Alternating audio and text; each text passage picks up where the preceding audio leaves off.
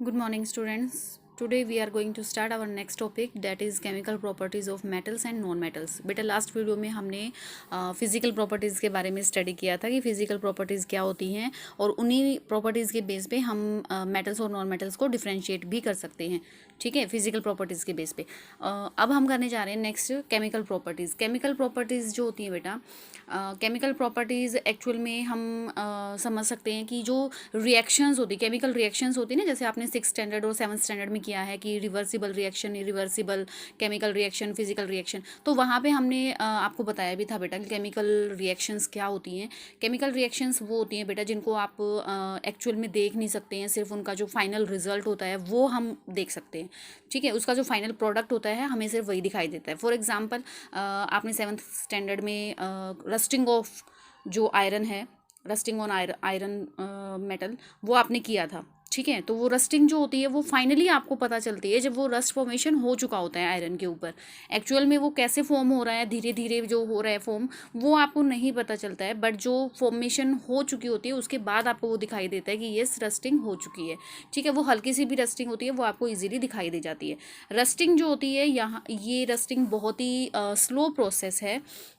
तो यहाँ पे इस टाइप की जो केमिकल रिएक्शंस हैं वो हम स्टडी करने जा रहे हैं। ठीक है, कभी ऑक्सीजन के साथ हम देखेंगे, तो वाटर के साथ हम चेक करेंगे, एसिड एंड बेस के साथ हम चेक करेंगे कि कैसे वो रिएक्ट कर रही हैं मेटल्स एंड नॉन मेटल्स। तो फर्स्ट हम करने जा रहे हैं रिएक्शंस विद ऑक्सीजन। ऑक्सीजन के साथ जो मेटल्स हैं, नॉन मेटल्स हैं, वो कैसे रिएक्ट करती हैं। जो जैसा कि हमने डिस्कस किया अभी कि रस्टिंग ऑफ आयरन एक स्लो प्रोसेस है। तो रस्टिंग कैसे होती है हमने पढ़ा भी है। रस्टिंग कैसे होती है, रस्टिंग जब हम आयरन मेटल को मॉइस्ट एयर के अंदर फ्रीली ऐसे ही छोड़ देते हैं, तो आफ्टर सम टाइम हम चेक करते हैं तो आयरन के ऊपर एक ब्राउन कलर की जो है ना, ब्राउन से कलर की एक लेयर आपको दिखाई देती है। ठीक है, जिसको हम रस्ट बोलते हैं। एक्चुअल में वो रस्टिंग प्रोसेस ही होता है जिसकी वजह से वो रस्ट फॉर्म हो जाती है। वो फेरस ऑक्साइड हम उसको बोल सकते हैं। यानी कि आयरन जो होती है वो क्या बना लेती है, ऑक्सीजन के साथ रिएक्ट करके, ऑक्सीजन एंड वाटर के साथ रिएक्ट करके वो अपना ऑक्साइड फॉर्म कर लेती है। सेम ऐसे ही मैग्नीशियम रिबन का भी हमने 7th स्टैंडर्ड में किया था रिएक्शन। तो वहाँ पे जब हम उसको बर्न करते हैं ऑक्सीजन की प्रेजेंस में, तो क्या होता है, मैग्नीशियम ऑक्साइड फॉर्म होता है। तो रिज़ल्ट हम यहाँ पे बोल सकते हैं, यानी कि हमारा जो कंक्लूज़न है वो हम बोल सकते हैं कि मेटल्स को जब हम ऑक्सीजन के साथ रिएक्ट करवाते हैं तो क्या चीज़ फॉर्म होती है, प्रोडक्ट हमें क्या मिलता है, ऑक्साइड्स मिलते हैं। किसके ऑक्साइड होते हैं, वो मेटल ऑक्साइड, यानी कि मेटेलिक ऑक्साइड फॉर्मेशन होती है वहाँ पे। अब नेक्स्ट जो है ये एक्टिविटी 4.3, इसमें आपको क्या बताया गया है कि जो मेटेलिक ऑक्साइड हमें मिले हैं वो मेटेलिक ऑक्साइड एक्चुअल में किस नेचर के होते हैं। आपने 7th क्लास में बेटा किया हुआ है कि नेचर क्या होता है। नेचर किस बारे में हम बात कर रहे हैं, नेचर यानी कि जो भी केमिकल्स होते हैं उनका नेचर, यानी कि वो एसिडिक हैं या बेसिक हैं। यहाँ पे मेटेलिक ऑक्साइड्स बने हैं तो हम चेक करने जा रहे हैं कि वो मेटेलिक ऑक्साइड एसिडिक नेचर के हैं या बेसिक नेचर के हैं। ठीक है, तो उसके लिए यहाँ पे एक एक्टिविटी दी गई है। उसमें क्या बताया गया है कि हमने क्या किया है, ब्लू लिटमस पेपर का टेस्ट हमने किया था।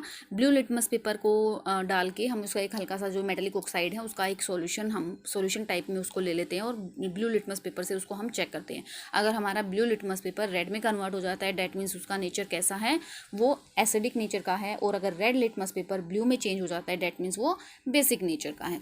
ठीक है, उसको याद रखने का एक बहुत ही सिंपल सा तरीका है, वो मैं आपको बता देती हूँ कैसे। देखो, हम जब एसिड और बेस का चैप्टर जब हमने किया था तो हम नॉर्मली क्या लिखते हैं, एसिड एंड देन हम लिखते हैं बेस।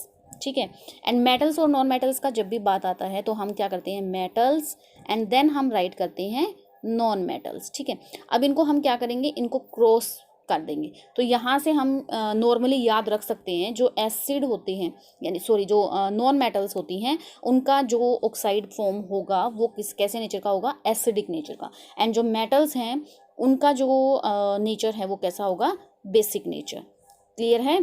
तो यहाँ पे हम बोल सकते हैं जो मेटल ऑक्साइड बनेंगे वो कैसे होंगे, वो होंगे यहाँ पर हम राइट कर सकते हैं बेसिक नेचर के होंगे। ठीक है, और जो नॉन मेटल्स जब रिएक्ट करती हैं ऑक्सीजन के साथ तो उनके जो ऑक्साइड्स बनते हैं वो एक्चुअल में कैसे होते हैं, वो एसिडिक नेचर के होते हैं। क्लियर। तो नेक्स्ट जो है यहाँ पर यस, यहाँ पे बहुत सारी चीज़ें दी गई हैं। देखो हमने आयरन का किया कि आयरन को जब ऑक्सीजन के साथ रिएक्ट करवाते हैं तो उसके ऊपर एक लेयर फॉर्म हो जाती है ब्राउन कलर की। सेम ऐसा ही कॉपर के साथ भी होता है। सिल्वर जो हम पहनते हैं, ऑर्नामेंट्स जो हम डालते हैं, उसके साथ भी सेम ऐसा ही होता है। ब्लैक आपने देखा होगा, आपकी मदर जो डालती हैं या फिर आपने कभी रिंग डाली हो तो उसमें आफ्टर सम टाइम वो क्या हो जाती है, ब्लैक ब्लैक सी आपको नज़र आती है, एक ब्लैक ब्लैक ब्लैकिश कलर उसके ऊपर आ जाता है। हम स्टार्टिंग में जो पहनते हैं बिल्कुल एकदम शाइनिंग जो होती है, उसकी शाइनिंग कट चली जाती है आफ्टर सम टाइम। तो वो एक्चुअल में होता किसकी वजह से, जो मेटल्स हैं, कॉपर भी एक मेटल है, सिल्वर भी मेटल है, तो ये क्या होती हैं, मोस्टली जो मेटल्स हैं वो अपना कलर चेंज कर लेती हैं। कॉपर जो होता है, देखो यहाँ पे ये बहुत ही इंपॉर्टेंट है ये टॉपिक, इसको आप बहुत अच्छे से करेंगे। जो कॉपर है, कॉपर जब कॉपर वेसल जो होता है, मतलब कि जो हमारे किचन में जो कॉपर के जो बर्तन हैं या फिर जो कॉपर वायर होती है, उसको एजुअली एज इट इज़ अगर हम मॉइस्ट एयर में छोड़ देते हैं लंबे टाइम तक, तो उसके ऊपर एक डल सी ग्रीन कलर की लेयर उसके ऊपर फॉर्म हो जाती है। ये जो ग्रीन मटेरियल होते हैं ना बेटा, ये क्या होता है एक्चुअल में, ये रिएक्शन के बाद जो उनके ऑक्साइड्स हैं वो फॉर्म हो जाते हैं। एक्चुअल में क्या होता है, कॉपर जो होता है वो कॉपर हाइड्रोक्साइड, यानी कि वाटर एंड ऑक्सीजन के साथ रिएक्ट करके ये क्या फॉर्म कर लेता है, copper hydroxide and copper carbonate. ठीक है, ये फॉर्मेशन हो जाती है। ये जो रिएक्शन है ये आपको पता होनी चाहिए। आपसे 1 मार्क्स में पूछा जा सकता है कॉपर हाइड्रोक्साइड का केमिकल फॉर्मूला क्या होता है, या फिर कॉपर कार्बोनेट का केमिकल फॉर्मूला क्या होता है, या आपसे पूछा जा सकता है कि कॉपर को जब हम as it is moist air में लॉन्ग टाइम तक रहने देते हैं तो जो फाइनल प्रोडक्ट जो हमारे पास बनते हैं वो क्या होते हैं। ठीक है, सेम ऐसा ही सिल्वर के साथ भी होता है, उसके ऊपर भी ऐसी ही एक ब्लैकिश लेयर आ जाती है। हायर क्लासेस में आप इसके बारे में स्टडी करेंगे। ठीक है, नेक्स्ट जो है यहाँ पर एसिड और बेसिक नेचर के बारे में हमने स्टडी कर लिया है। अब यहाँ पर दिया गया है नॉन मेटल्स के बारे में, जो एक्टिविटी 4.4 है इसमें नॉन मेटल्स के बारे में दिया गया है कि नॉन मेटल्स का भी हम ऐसे ही चेक कर सकते हैं कि वो मेटलिक जो नॉन मेटलिक जो ऑक्साइड्स फॉर्म हुए हैं वो एसिडिक नेचर के हैं या बेसिक नेचर के हैं। ठीक है, वही सेम यहाँ पे देखो ये आपको दिखाया भी गया है। ये जो टेस्ट है इसमें ब्लू लिटमस पेपर लिया गया है और रेड लिटमस पेपर लिया गया है, उसके थ्रू फिर हम इसकी टेस्टिंग कर रहे हैं। ठीक है, नेक्स्ट यहाँ पर यस नॉन मेटल्स की रिएक्शंस यहाँ पे दी गई हैं कि नॉन मेटल्स के जो ऑक्साइड्स और जो फॉर्म होते हैं या मेटल्स के जो ऑक्साइड्स फॉर्म होते हैं उनको अगर हम फर्दर वाटर के साथ रिएक्ट करवाते हैं।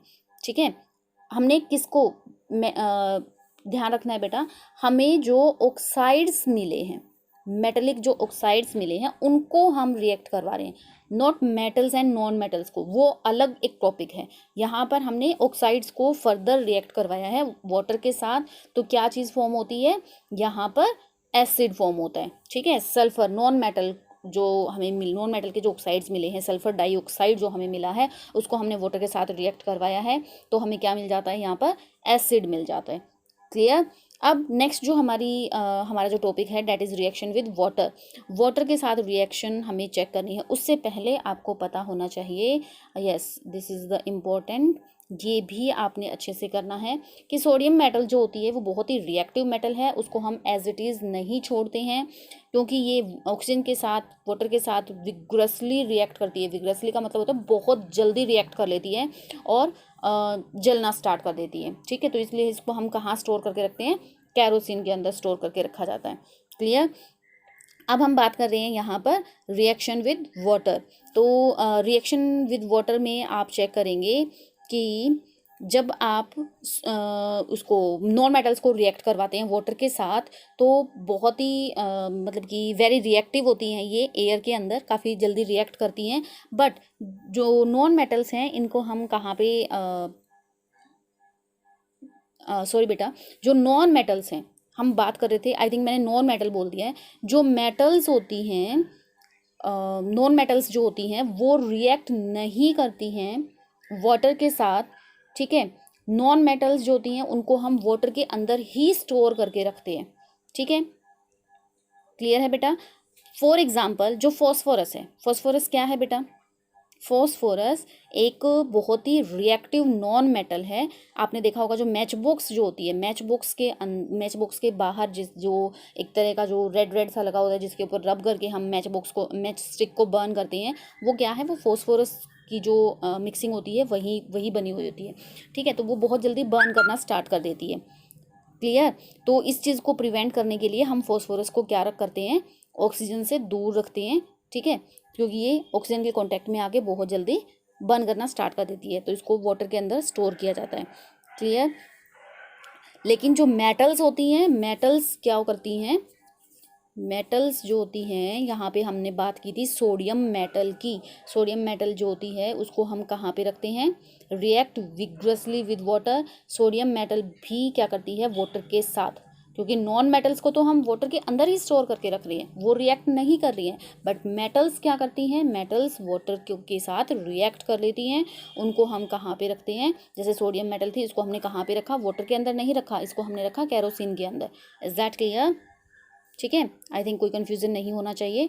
नेक्स्ट जो है reactions with acid and base, ये मैं आपको नेक्स्ट वीडियो में सेंड करने वाली हूँ।